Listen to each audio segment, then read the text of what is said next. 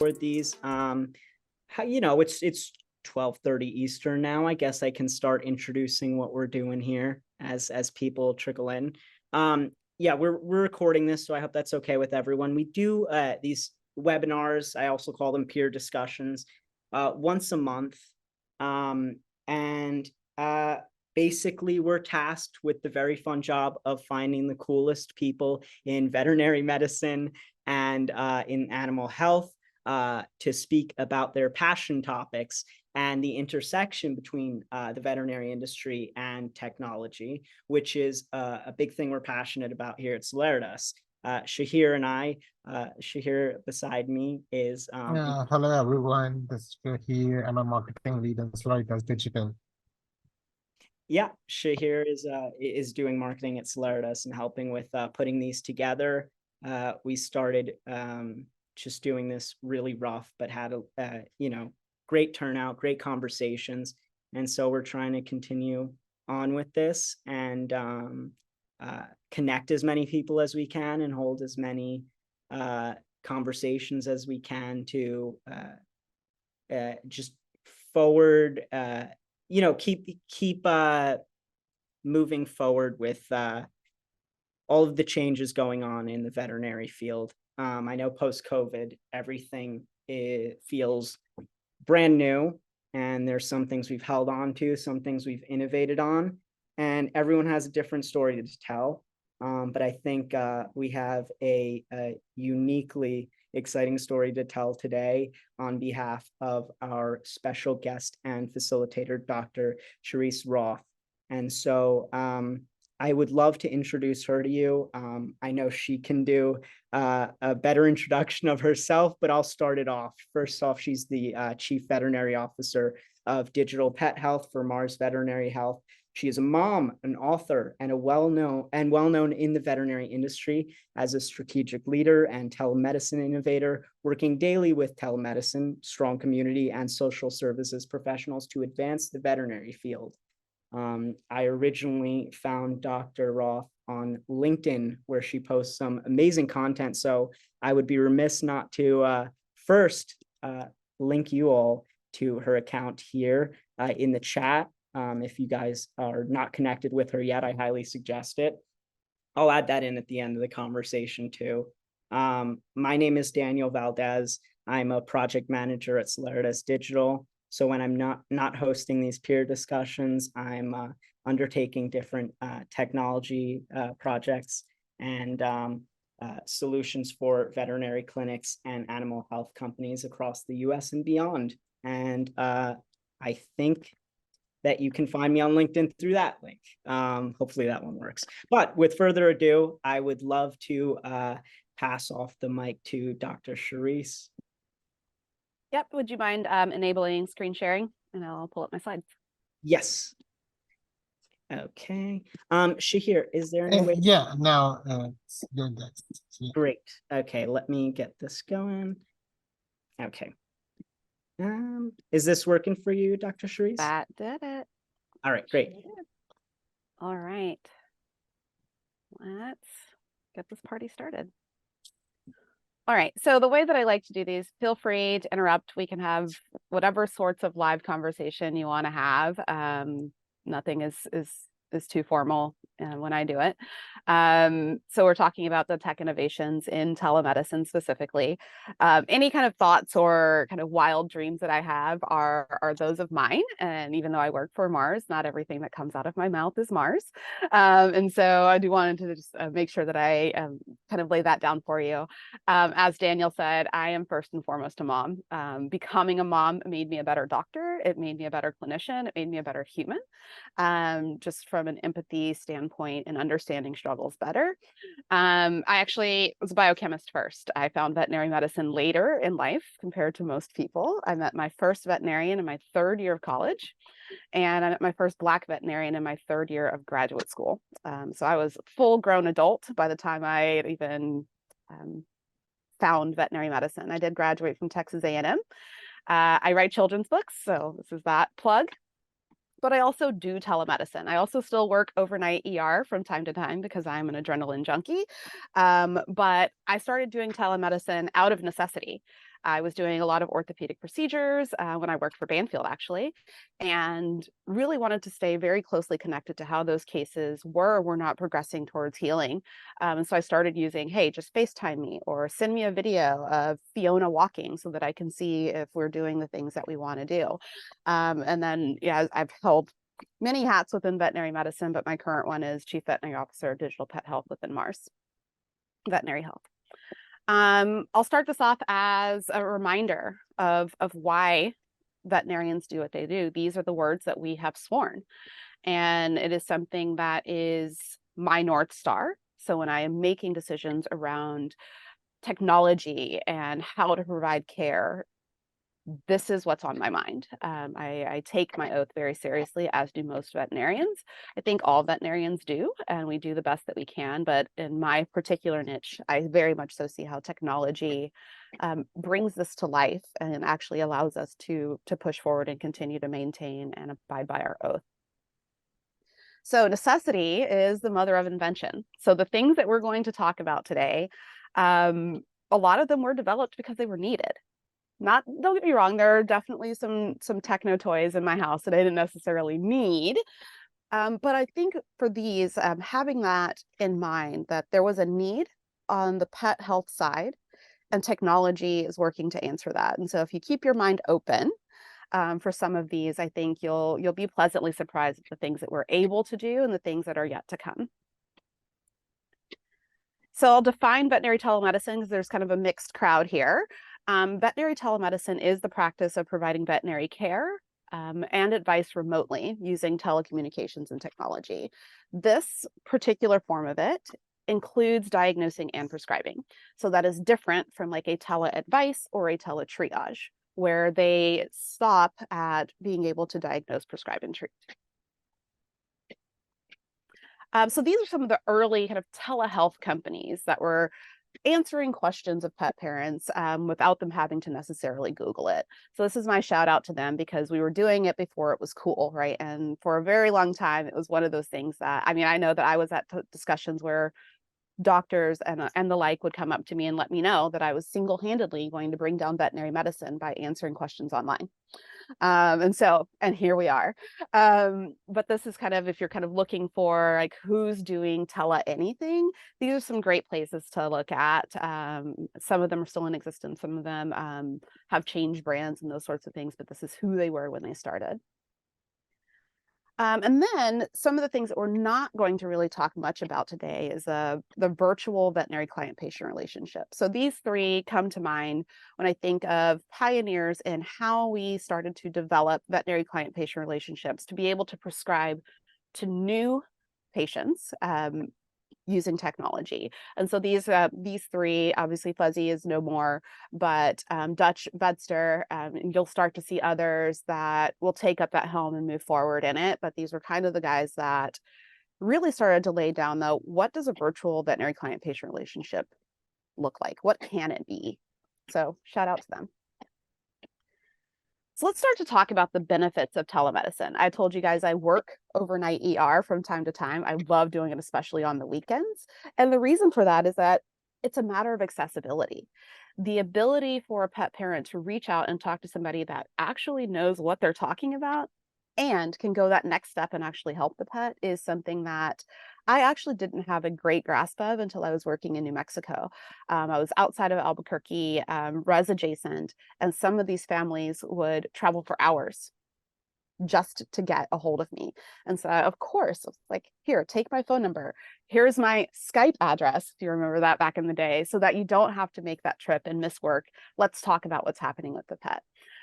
We've all been able to witness the convenience part of telemedicine, right? Of not having to take off work, not having to take extra time out of your day. And for some families, missing an hour of work means bringing home a smaller paycheck.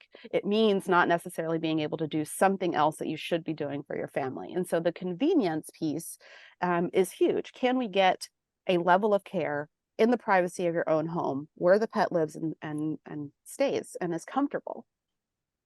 And then, of course, the reducing stress piece of this. We know that the human-animal bond, as we learn more and more about it, the ability to maintain and uphold that bond is everything about being a pet parent. It's the not having to jam your scared cat into a carrier to see if you're seeing something important about itch. It's about how can we make this access to veterinary care as effortless as we possibly can. So that's what we're going to talk about today. The technology pieces behind this boom should be no surprise. We saw it with COVID, but even before that, the abundance of the video conferencing platforms, the Zooms, the Skypes, those who remember the AIM Instant Messenger, all of these ways that we finally started to be able to see the people and the pets that we were trying to connect with, and not just answering a phone call and not just answering a text message and seeing a still photo. I think the part that has also kind of leveled this up is the cloud-based practice management systems. This gave doctors suddenly the ability to not just have to be like, oh yeah, I remember Fifi. They could actually pull up the medical record in real time while they're having that conversation to remind them of exactly what was going on with that pet, looking at what prescriptions they're on, knowing as whether or not what that pet parent was experiencing and describing to them was a side effect of a medication or something new that they had to worry about, and help them to rightly triage what needed to happen for that pet in that moment. And then, of course, the tools that we've adapted for remote use. And we'll go over a lot of those because I love gadgets. And so the whole point of this is, where is technology right now and where do we see it coming? And then, of course, I think a way to help to kind of level this up even more is we'll talk through some kind of at-home diagnostics that are really starting to peek their head into what telemedicine really can turn into for animals and for their families. So this first one is a remote stethoscope. So literally none of these companies pay me for this. Maybe they should. I don't know. But these are the things that I'm going to present to you. 99% of them I have actually used either in a consult or recommended my pet parent to go and buy one so that we can connect better. So this is actually a stemoscope. It's about the shape and size of a $50. It connects by Bluetooth. It is rechargeable, and it allows you to hear cardiac and respiratory sounds accurately. They have now updated, if you can see on this image of their app, that they do actually even have cues of where to put the stemoscope based on what you're trying to hear, not just in humans now, but also in animals. And the coolest part about this particular technology is that it records it, and then you're able to share what you've recorded. So you can actually send that doctor that weird breath sound that you're hearing from your cat.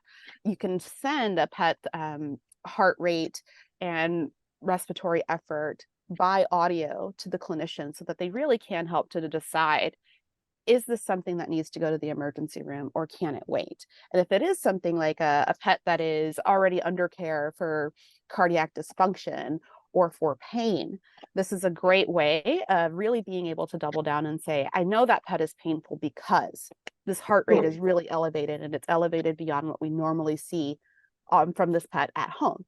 So it really gives you a way to continuously monitor both respiratory and cardiac outputs. This is another one of my favorites. This is the Mela.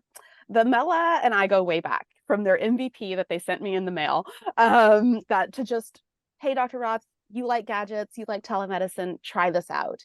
But I've really started to see this evolution of the product to not just the thermometer pieces, but actual skin-to-skin contact, the ability to measure through the ear, the ability to measure through the axilla, as well as the development of the app to be able to share it both in clinic and from the home to the veterinary clinic for the pet parent themselves. There was a recent article actually comparing the Mela and its ability to accurately read the axilla thermometer readings. And I think that that is something that is really important, not just from a telemedicine standpoint, but when you actually start to look at the larger implications of that, pets that are not ill, maybe they don't need a rectal thermometer at all, right? Maybe they don't need that. Maybe there's better ways now that we know better, we can actually do better for these pets. And you see that they are fear-free certified because of that. Feel free to ask me questions throughout this, but I wanted to kind of at least hit through some of the wearable technologies, those sorts of things. So voice, I like this one because it measures all sorts of things. You can actually have it programmed to measure SpO2, heart rate, respiratory rate, location of the pet, all of those sorts of things that I think are really vital. This one in particular is still a collar, but I'll introduce you to one later on in the presentation as well, that actually measures as a harness. And I do think for me, I still have a bit of a mental block around necessarily getting vital measurements from just the neck, because we know that there are conditions that can alter how blood flow is based on one side of the body or the other. The thing that comes to mind for me is like the arterial embolisms in cats, that are the measurements that are happening at the neck equal to what's happening at the back of the body. And so there are still some things, I think, technology wise in the wearable category that we would have to really kind of think through and continue to perfect. But I really do like this device as well. Here are some honorable mentions. So I am all about what is accessible. What can people actually get their hands on or already have in their household that can help them? This first picture is actually Apple Watch. Again, Apple doesn't pay me for this, but there have been really interesting papers coming out, and some of it in anecdote form, but also some of it in actual journals, looking at the ability of the Apple Watch to read heart rate, respiration rates of pets, as well as the SpO2 of pets. And so if you haven't tried it on your own pets and you happen to have a smartwatch, I highly recommend it. The more you play with these things, the more you can actually coach pet parents through being able to do it. And that's exactly how I ended up in this position that I'm in, because I like to try things on my animals. It really is a hail back to in veterinary school, when you were learning to do physical exams, when you were learning to draw blood, we were doing that on our own pets. We were playing with it. We were doing it with our own hands inside our own house. And this is really a way for you to get more comfortable with the technology. And the more comfortable you are, you'll get to understand the limitations and also the benefits of it. And so being able to talk pet parents through, hey, actually, when I do this on my dog, I find that if I put the Apple Watch on his tail versus his arm, I actually get a much better heart rate readout. The one in the lower left corner is an ECG that you attach to the back of your phone. And by laying it on the pet, you're able to actually record a true ECG that allows for the clinician that you share it with to see what you're seeing. And this, again, I really love this for pets that we have under treatment for atrial fibrillation or AV blocks, so that if they're saying, hey, he's really not acting like himself today, we can say, hey, you know what? You have that ECG. This particular model, I want to say, was less than $100. You can get it on Amazon. Again, I'm all about what can I get in the hands of pet parents that can actually help them understand better either what we're looking for or what is happening inside the body of their pet, and really getting to know their pet on such a deeper level. I mean, talk about knowing your pet from the inside out. Like my doctorate is in medicine, and I always tell people their doctorate is in their pet. And so by deepening those levels of how they know their pet, it's a win-win for everybody. The third one is actually a video otoscope. I use this one a lot for my chronic ear kiddos. We worry whether or not the eardrum is intact, right? If we're going to prescribe a medication, those sorts of things. And honestly, there are some times, especially in clinic, they are so amped up, so worried, so painful that there's no way I could visualize the eardrum even on my best day. And so having the ability for a pet parent to be able to put a camera down there for you to actually document that that eardrum is intact or not intact helps you to decide that particular model. I believe it's like $45 on Amazon. Like, why isn't this in people's homes, right? Why isn't this in vet clinics? Those sorts of things, I think, are ways, again, that if it's in the vet clinic, it also helps to train your clientele on what levels of technology you trust and which ones are kind of hooey. And the better you know how to use it, the better you can walk them through how to use it at home. So there have definitely been some app-based innovations as well. And then really the whole point of this aspect of the conversation, there's so many of them. But I think that the take-homes and the pieces of it that I see are, how do we make it easier to connect to actual professionals? For a long time in veterinary medicine, there were and are clinics that don't even have a website, right? How do they find you? Gone are the days of the phone book where you can look down and like, okay, what's the veterinarian? Just simply making it easier for us to connect with the people and the pets that we're trying to care about. The ability to retrieve diagnostic results. This is, I know I saw that horse. I don't remember what I saw them for, but they're calling me right now. Using the ability to pull up that cloud-based practice management software and say, oh, right, I had this pet on gabapentin. I know that I need to probably refill that, even for them to be able to come into the clinic because I can see the information in the practice management software. And oh, by the way, let me just go ahead and push this button so that you don't have to come in and retrieve the piece of paper that has the prescription on it. Let me go ahead and send that in for you. Go pick it up, or better yet, have it delivered to their house. And again, the appointment management piece of this, that aspect of it is, I think, vital. There's so much time within the veterinary clinic that is spent on the phone connecting with pet parents in a way that we really could be using that time better. And is appointment management, I need to cancel, I need to reschedule, the best use of that one-on-one time? Maybe not.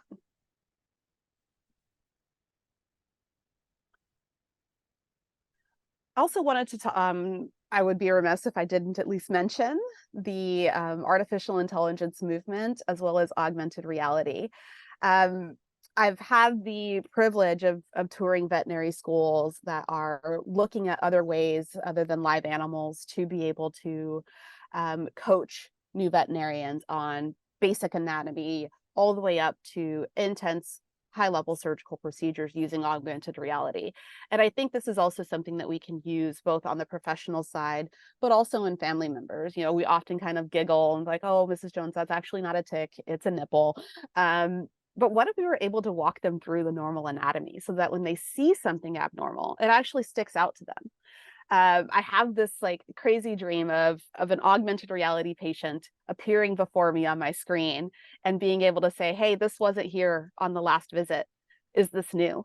And really being able to manipulate the image of that pet so that I get a complete idea of what's happening without that pet having to physically be in front of me. I don't know if you guys have ever had to take physical therapy. I've had knee surgeries, I've had surgeries on my hands, and physical therapy is such a haul for me. Like it's a mental block. I understand that. But teaching me how to do the movements can be difficult. In teaching pet parents about the power of being able to do physical therapy, the power of that range of motion exercises post-orthopedic surgery really does improve the outcome for that pet and helps them to heal better in the long run. So what if it was an augmented reality station that they could bring up on their screen to show them the right ways of doing passive range of motion exercises? There are all sorts of these things that in a telemedicine world become far more possible and actually become far more accessible. I don't live near any sort of veterinary physical therapists, but I also have a Doberman and I also have boxers. And oh man, it would be so helpful to be able to really walk people through, hey, this is the right way to be doing passive range of motion. And then training in other needs. So think behavior. Can we start to use augmented reality for pets that are terrified of going into the vet clinic to get them used to what that environment can look like? Some of the other really interesting artificial intelligence aspects that I cannot wait to work closer with, there's two that come to mind. If you have not played with these, again, I have no affiliation with these guys. This is, strictly, I'm like fangirling by being able to talk about them with you. Dig Labs is doing some really amazing work in poop. And if you have not worked in a clinic and you've gone an entire day without talking about poop, that is like a banner day. Like it never happens. People are so, rightfully so, focused on what does my pet's poop look like? What does this mean? There's too much mucus. Oh my God, is that blood? What Dig Labs is doing is they are using artificial intelligence for you to snap a photo of your pet's poop. And using artificial intelligence, they still have a technician team on the background looking at these photos to make sure that the algorithms are trained correctly. But based on the patterns, algorithmically, they were able to say, hey, that's too much blood. This is an emergency. Or there is actual mucus in this poop. These are the things that could mean. And I think they're doing some really amazing things. They're also working on being able to do this with other parts of the body. Imagine being able to lift up your dog's ear, take a photo of it, and being able to have software tell you that looks like an active bacterial infection. Here are the next steps. We can mail you out a swab to be able to do an ear infection check for your pet. Another one that I really love, so pain and euthanasia are two hills that I will die on. Every single pet deserves pain medication. Period, full stop, the end. Sylvester AI, through their app called Tably, has been utilizing artificial intelligence using pain scoring in veterinary medicine, where you take an image of the cat and it tells you if the cat is in a good mood or a bad mood. They're still working on getting those algorithms to be specific to a pain score. But this could be game changing because we know that cats, especially in the clinic, show us nothing. They show us freeze or full on rage, right? And so they're like, how do you know if that cat really is having a good day or a bad day, other than Miss Jones saying he's not acting like himself? So really being able to apply artificial intelligence to what these pet parents are seeing is going to be absolutely game changing. And so I'm really excited to see what these two companies in particular are going to do in the land of diagnostic imaging, but also in algorithmic detection of pain in these masters of disguise kitties. I do think that the integration of remote diagnostics has to be a part of good telemedicine. Right now, I struggle with the speed or lack thereof in which we're able to do it. There's been some really exciting things coming out of My Simple Pet Lab. You're able to do skin, ears, urine, fecal, of course, out of these kits. And they've actually just signed with Target to be able to have a pet parent go to Target and pick up this kit, the actual diagnostics that this pet needs, which I think is, they are on the right track. That is a level of accessibility and speed that they're getting more towards what I would want to see. For me, that weight of having to send it back and then waiting. I'm not known for my patience, Daniel. So this is something that I'm really excited about. QSM Diagnostics and Affordable Pet Labs also offer basic kits that you can have shipped out to your house, collect the sample and send it back. I see that more for maintenance and preventative care at this point, just because, again, of that delay in getting the kit out to you. But I think there are also some really interesting things happening in that regard. And maybe it's when you first meet a pet, you send them with the diagnostics that they may need in that year. And then it's already at home. I kind of think of it as like kind of an augmented first aid kit for a pet, but really being able to get diagnostic quality samples so that the prescription can follow, so that the pain can be treated from there. I really think that integration is going to be the key here. Like, it's so great that these tools are coming out, the software is coming out, the artificial intelligence pieces are all really there. I think that the biggest bang for our buck and for pet health in general is truly going to be that integration of these tools. Vet Measure, I think, does a really good job. This is the harness for Vet Measure, in that this actually can provide real-time monitoring of that pet. Right now, I think they're mostly still focused on having these be within the veterinary clinic because they're still a bit expensive for the average pet parent to be able to afford them in the household. But look at the readouts that you're able to get. What if pets could actually recover from anesthesia once they're awake, recover from their surgical procedures at home, while we're still able, using telemetry, to monitor their pain, monitor their respiratory rates, all of those sorts of things. If this was a pet that I just put on cardiac failure meds, I can actually monitor them from home without the stress levels of them being in the clinic to let them know, hey, we actually do need to increase those Lasix. The respiratory rate at rest is still pretty high. Being able to fine tune the care for these pets also leads to a level of compliance that we've never seen before. And it's really exciting type of stuff, at least for me. So when you start to think about, oh man, there's so much that we can do here. Again, I started with the oath because that really is my North Star in what cases do I see via telemedicine, what do I not? Is a pet that's acutely fallen over really a telemedicine case? Probably not. That's probably better suited for a teletriage of Are they conscious? Is their heart beating? What are the things that this pet needs in that moment to be able to get them safely from point A to point B to the clinician? There really does have to be this balance between in-person care with technology so that we can continue to abide by our oath and do this well. But as I alluded to in the last slide, there's this ability for us to really double down on the expectation of continuity of care. A lot of times when people go to a vet clinic, it is seen as a snapshot. I am going to go interact with my vet. And then they go into the ethers unless something is wrong, and then they come back for another snapshot. What if we were actually involved in the everyday lives of those pets? What if we said, hey, it looks like Fiona's heart rate is really high today. Did she get her beta blocker to help control her heart rate? Oh, no, she didn't. We forgot, right? And being able to send that out as an alert. Fiona's heart rate is high today. Is she painful or did she not get her heart meds?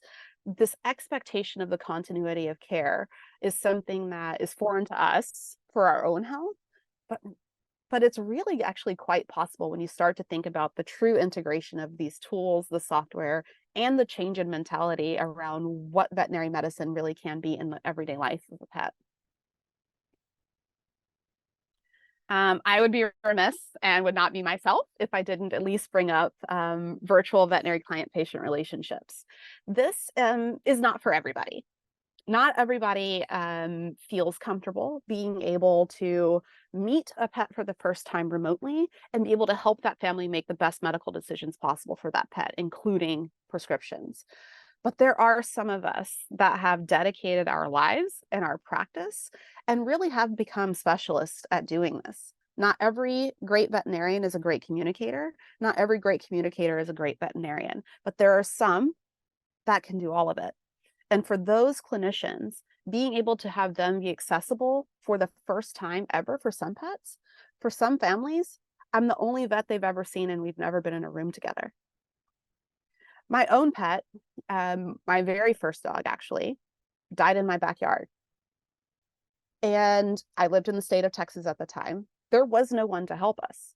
We didn't know what we didn't know. Like, she had 5 kids around her that loved her very much. We were literally feeding the dog chicken soup. Like, we didn't know.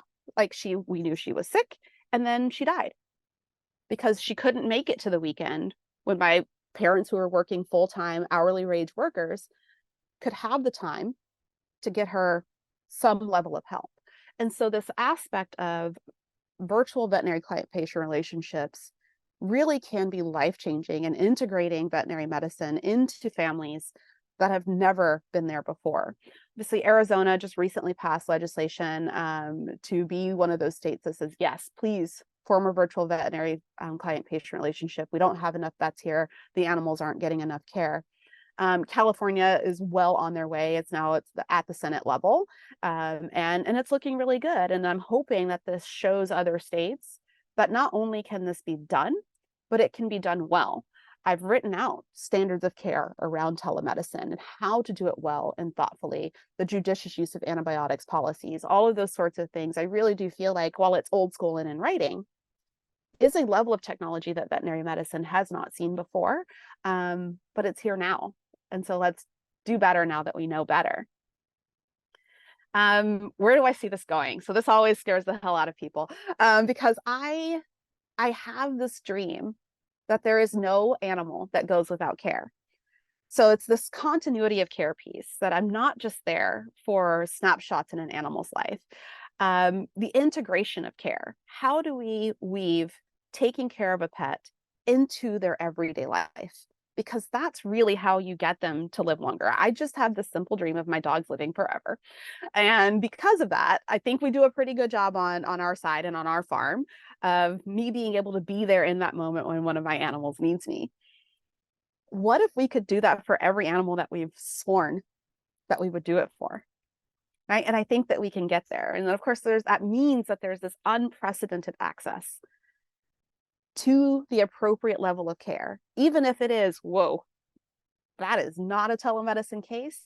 You've provided enough care to get that pet or that animal to the right place at the right time without having to do the other things, going to the wrong doctor, going to the wrong hospital. That really gets me excited. I want to see 100% of veterinary care initiated remotely. Let me get you to the right place at the right time right now. And hey, as a bonus, I'd love to see half of those cases we can go, you know what? We can take care. You don't even have to come in. Let me send you out the ear swab. Go ahead and take that temperature so that we know whether or not this pet needs to be on IV fluids. Show me what that skin tint looks like so that I know whether or not he's dehydrated. I really do believe that at least half of the care that we provide in person, hands-on, we can actually accomplish remotely if we open our minds and actually fully integrate some of the tools that we've talked about. And then I would love, just because I'm a technophile and I don't know, I'm guilty of it, if there's a level of augmented reality or virtual reality in every single visit. This is not patented. There's no patent pending, but I have two ideas. The first is, what if it's augmented reality where Mrs. Jones can put her camera on her pet, which we know she does every day anyway, and it shows her the right body condition score for a Labrador Retriever, and she can see that her dog is outside of the lines. Then it's not the first time when I'm like, hey, Miss Jones, your dog is fat. It's not the first time that she's heard it. It gives her something concrete. It gives her something that she can see on a daily basis. I mean, who doesn't take pictures of their animals every day? It gives her a way of really assessing, is she making the goals that she's set for her pet? And what if it's the first time that I'm talking about a heart murmur and I can actually walk that pet parent through the circulatory system of their animal and show them, this is where that valve is not working. This is what that means. You see how the blood cells are bumping up against it. That's what we're hearing. Being able to really help them understand what's happening on a physiological level will help them understand why it's important for that pet to stay on pemobendin, why we're lowering the blood pressure. Why are we putting them on Lasix? Oh, right, because I remember Dr. Roth literally walking me through the lungs and seeing the fluid back up into the lungs. I remember, and now I can apply it because I know how important it is to my animal. And I'm going to open up to questions soon, and just honestly, just kind of some cool discussion. Hopefully, it sparked some interest. This is one of my favorite Steve Jobs quotes. We're here to put a dent in the universe. Otherwise, why else even be here, right? I mean, this is what we've sworn to do, is to be this positive impact on the welfare of animals, being an officer of public health. Let's do big things and use our imagination to get it done. So I went kind of quick because I wanted to be sure that I had enough time for us to just discuss what's possible, or tell me what terrified you. So what questions do you guys have, if any? What things got you excited? What was something that you were like, wow, she is really off the deep end? Because I'd love to hear those things too. Let's open it up. I just know I immediately downloaded Tablet. It is so cool. It's so cool. It's so cool. My cat's right over here. He's going to be like, why are you in my face with the camera? This is awesome. Yeah. The Tablet, I think, is really interesting. I can't wait to see where their AI goes, because what I would love, like I said, pain medication and euthanasia are like two things that I am the most passionate about, even though, access to care, all of those sorts of things. Wouldn't it be fascinating if you could actually assign a quality of life score? Yes. Yeah. Wouldn't that be fascinating? And just really incredibly powerful. Yeah. And if we knew what the markers were for that, and like how to apply it directly to our pets, I think that would give such peace of mind. And I think that it is something that you can explore remotely. I just wanted to go over, because while you were speaking, I know Dr. Bjorn Becker, is Dr. Bjorn still here? Yes. Dr. Bjorn commented that I love your approach and the use of human tools for giving the ability to pet owners to help us monitoring their pets. One game changer would be if we could connect smarter and directly to the tool to see the images live while doing telemedical virtual exams. It sometimes works with Apple devices. And I know we were starting to talk about this earlier, Dr. Roth, about Yeah. As you dig deeper into telemedicine, we've put a lot of, I'll call it, value in the live video feed. But for those of us that have done telemedicine cases, sometimes that stuff's really blurry. And so sometimes the snapshot of what's happening is also just as powerful. And you don't always get the best assessment of what's happening with that pet necessarily live, but having the pet parent record video and then sending you the video is something that I've found to be a really valuable tool, because it's kind of like, again, I'm going to age myself. If you guys remember the talking frog on cartoons, where it's like, oh, I swear he's doing this crazy cough. And then you're on live video and you're like, okay, we're going to wait for the cough. And you just wait. And then it never comes, right? And then as soon as you disconnect, oh my God, he's coughing again. And so I totally agree. I also think, Dr. Becker, that you could double down on that and say, wouldn't it be cool if these tools were actually made for animals? The ability to cancel out the rub of the fur on the stemoscope, the ability for us to say, I actually, even though that's like a human movement, is that a scratch? Is that a seizure? Is that a limp? I think that there's a lot to be desired. And I think we're really starting to see, even though I know there are some thoughts around lots of money coming into veterinary medicine. But those are some of the things that I think that animals will be able to really benefit from. Daniel, I saw that you guys have posted on the IoT of being able to check if a chicken has been vaccinated. These are really widespread things that can really actually positively impact if they are actually made and studied for animals. So I think even in that piece of it, the ability to adapt things that are already out is nice, and can be seen as clever. But how much more powerful would it be if we were actually designing these things for the critters that they're designed to help? Right, I agree. Yeah, we were talking about that earlier when we were going over the presentation today, just about, because I had another conversation a few months back on using wearable technology as a diagnostic tool with the founder of Halo Collar, Ken Ehrman. And Ken spoke about his new undertaking, which is to explore more motion detection that's tailored to actual animal movement in these devices, because come to find out, most wearable animal devices are using motion detection based off of human patterns. Correct. A crazy thing that this is, but Texas A&M, enough, yeah, is helping lead that innovation. And so you're absolutely right. The more we can use these tools that are at our disposal to tailor them even closer to animals and their specific needs, as aside from human health tools that we're just using, I think that would be great. And I think that that's something that's missing right now. Something else that I think is really interesting and an important thing that I want to bring up is that adoption is key here.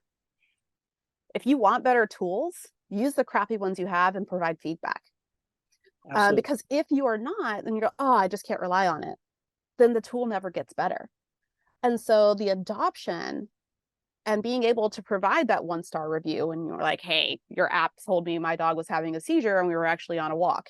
Being able to provide the feedback as a clinician to the companies that are making these tools, or as a veterinary technician to the companies that are making these tools, is the key here. If you want better for your patients, demand it.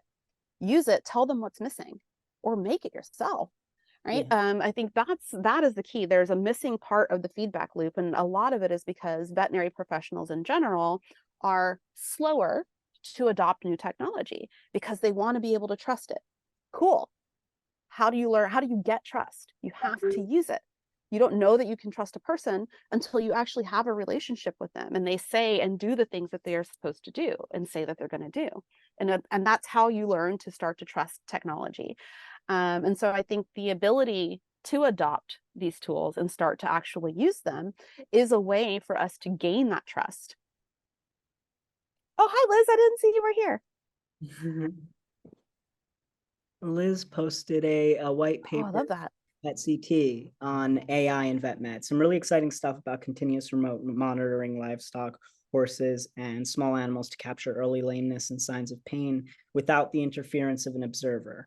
Great for early treatment and pain management. Free to download here. Thank you for that. Oh, cool. Very cool. Yeah, that's those sorts of things I think are going to be and are already in the lives of these animals that it's able to impact.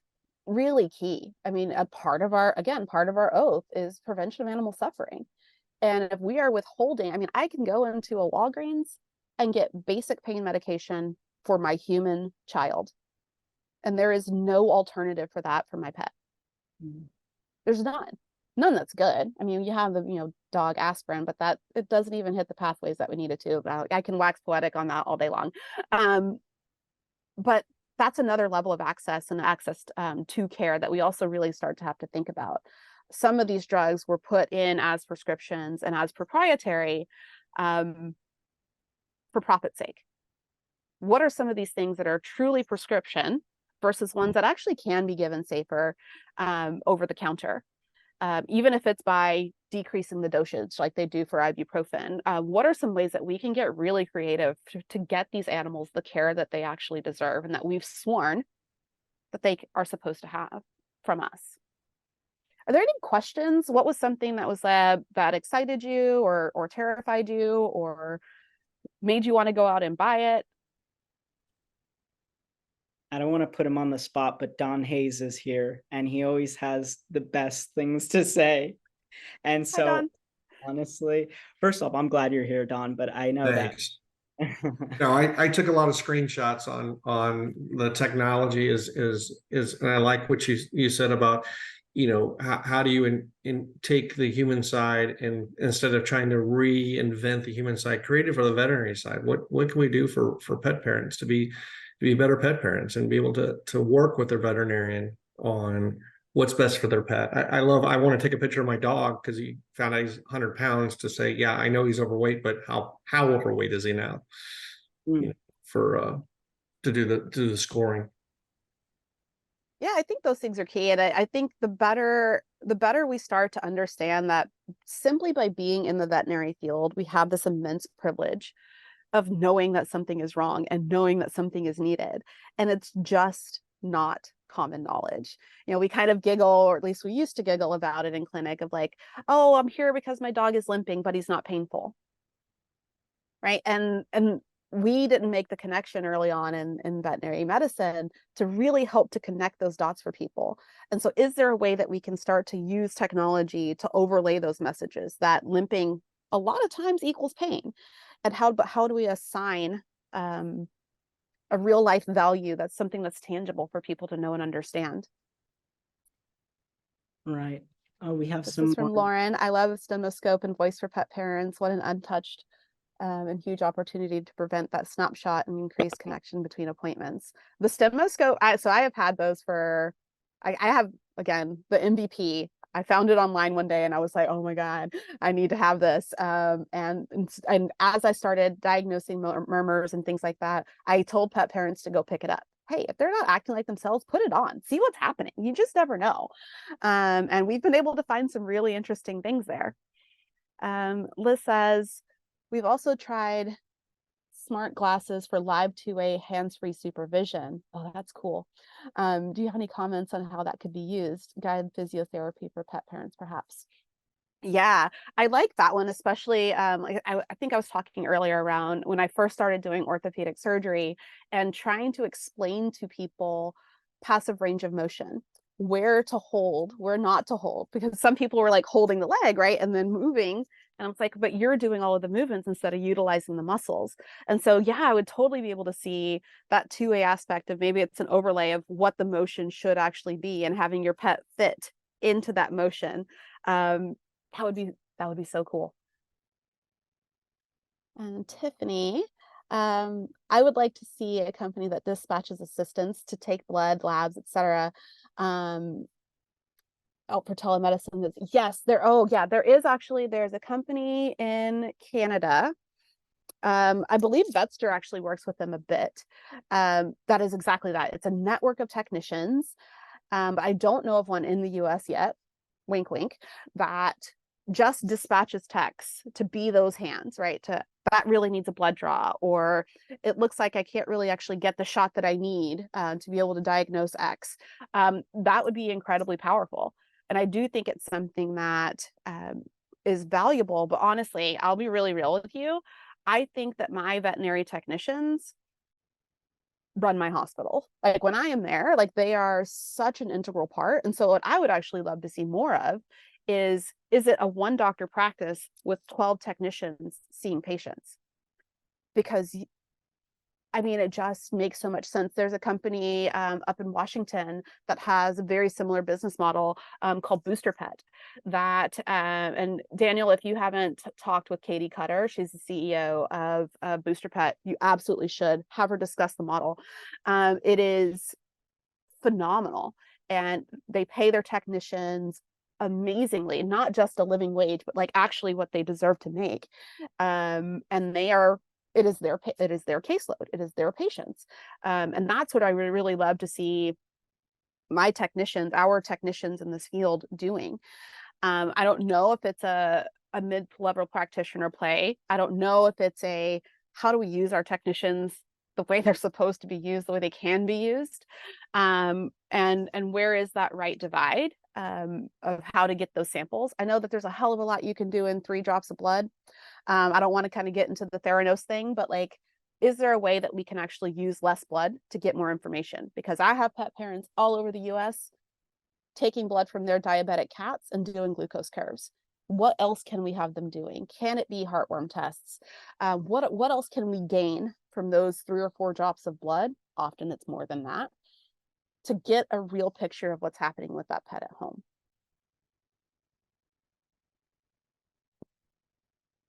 Any other questions? Or I'll think of that company, Tiffany, hopefully. I'm old now, but it'll come to me, because it's something that I think is highly valuable, especially in those places where it's not easy to get them in, even when they really need that blood draw or that phenobarbital level, any of those sorts of things to keep that pet under the care, the animal under the care that it needs.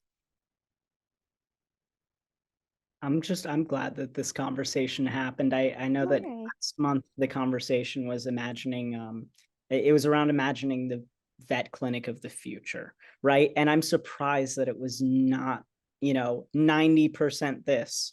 So I think that this is the logical continuation of that conversation. Sure. And I feel like, exploring more about virtual VCPR is going to be a continuation of. Oh, yeah. And so I think we're due for a part 2. I know, Miroslav, I don't mean to put you on the spot, but Hi, Miro. I know you missed a little bit, but I'm glad you're here now. And I really hope that you can join us again in the future. But we're gonna have a recording of this to send out to everyone. That's for one. I didn't mention that. We send out post-webinar flyers with some notes from the conversation and a recording. But we have a chat from Dr. Bjorn again. If Dr. Charisse, if you want to read that. Yeah, so I'm really happy that I took part here, and to hear and see that other markets have the same struggles and the same enthusiasts as here in Germany. I'm one of the digital pioneers in Germany, not only because I wrote my doctoral thesis about telemedicine, but also because I built up First Vet Germany. Very cool. I know some of the First Vet people. We have technical issues here, legal issues, and a big insecurity in the veterinary community. So we have only a few veterinarians who actively promote digital tools. I agree. There is this aspect that is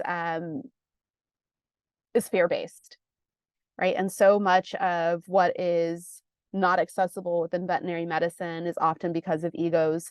And that does make it really difficult to be able to continue to uphold our oath. If you have any magic ideas to give them peace of mind, just give me tips. I'm actually testing a tool for eye and skin diseases in dogs, and it works quite good. So AI is here to stay, I agree, and help in vet diagnosing. One approach is to start in the universities and explain the need and pros of tools for the students. Yeah, I agree. I mean, there's so much here that I always tell people, you don't have to agree with what I'm doing. You don't have to want to be a part of it. Just don't be a barrier. Don't be the reason that a pet can't get the care that it needs, or that an animal can't get the care that it deserves. Not everybody is built to be a surgeon. Not everybody is built to be an astronaut. Not everybody is meant to be a telemedicine specialist. And I say specialist for a reason. I do believe that this will become a specialty. It is something that is a level of care that takes expertise. Roland, did you have a question? Oh, I didn't mean to interrupt what you were just saying. Oh, no worries. Saying nice things. It was what Tiffany was asking about, I do know of one company. It's not like a company that's servicing veterinarians, but a doctor started a company called Wolf Doctor on Wheels, and he has a CVT who literally travels in a van to provide mobile services from blood draws, um, obtaining urine. She's even learning how to perform echoes right now. So she performs anything that a tech could perform and starting to perform even more. But I just wanted to mention that Wolf Doctor on Wheels. There's a company like that in Philly, by me. Goodbye, Alex. We have a few people jumping off. Lauren's jumping off. Thank you for joining, Lauren. And thank you, Alex, for joining. Yes, thank you. And just to add on, like everything in the van is digital. So she would run all the diagnostics and send the information directly to him and then give the recommendations based on those results. And before she even leaves, provides it to the owners for him. That's cool. That's awesome. very cool. And Roland, I know you and I were talking before we got officially started, and you were kind of explaining your journey into teletriage and how after seeing kind of the way everything is going post-COVID, it's just like it's impossible to ignore. You can't stay behind. There's too much opportunity right now. And so I think your story is interesting. I think people should follow Roland. I just followed him spur of the moment before we even got started on LinkedIn. But with that being said, yeah, I highly suggest. But I'm gonna put Sharice's, Dr. Sharice's LinkedIn in the chat one more time as we're winding things down, just so you can connect with her there. And I would love to connect with everyone in this room today as well. We hold these conversations once a month, and it's always a special treat to get to meet new people and connect people, see some familiar faces. And I know Dr. Sharice is speaking at a number of events in the next few months, but we're apparently going to be meeting in person at Southwest Veterinary Symposium next month, along with Don Hayes here in the audience. And so I'm really looking forward to that. And I'm very grateful that you gave us some of your time, Dr. Roth. And Absolutely. Happy to see the turnout today. It's nice to meet you all, and I hope to chat with you all together or one-on-one after this. So yeah, feel free to send a request on LinkedIn. You can chat there. I will be sending out post-webinar flyers in the next day or two, along with the recording of this for your references. And if you all want to share this with your connections, if you found the conversation to be valuable. But it was great to see you all. And thank you so much to Dr. Roth for the great conversation. Thanks so much, you guys. Have a great rest of your day. Yeah. Bye, Tiffany. Bye. Thank you so much. Bye, everyone. Have a great rest of your day. Bye. See ya. Okay.